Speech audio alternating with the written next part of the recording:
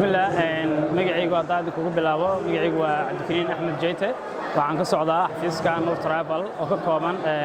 laamo badan oo adeega oo ka mid yihiin system international ah oo tigidhada laga jarto oo halka aan kaga muuqda ayit som la yiraahdo sidoo kale qaybteena service-kana qabano Nur Travel service-kana waa kaas business to business aynu bixino sidoo kale waxaan wakiil ka nahay Egypt Airline oo aan maanta halkaan u joogno inaan kaga qayb qaadano carwada dalxiiska Soomaaliyeed ee lagu soo bandhigayo service-yada aan qayb ka nahay qaybta dalxiiska magaceena hadda markii ugu celin waa Nur International Travel xafiiskayga wuxuu ku yaalaa isgoyska dabka qaybta markii la dhaafo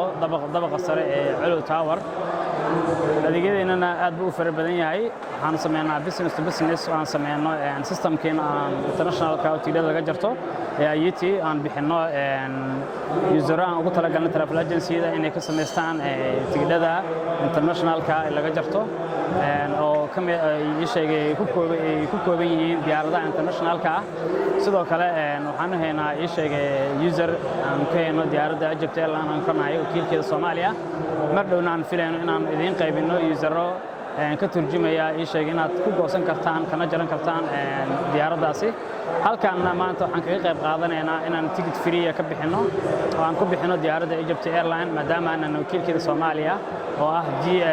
GSA offline marka aad baan idin salaamayaa sidoo kale waxaan aad u mahadcelinayaa halkaan Aragsan online marketing oo halkaan nagala qayb qaadanaysa xafladda halkaan ka soconaysa aad iyo aad baan u mahadcelinayaa ayagana fursadan ayna siiyeen aad baa u mahadsantihiin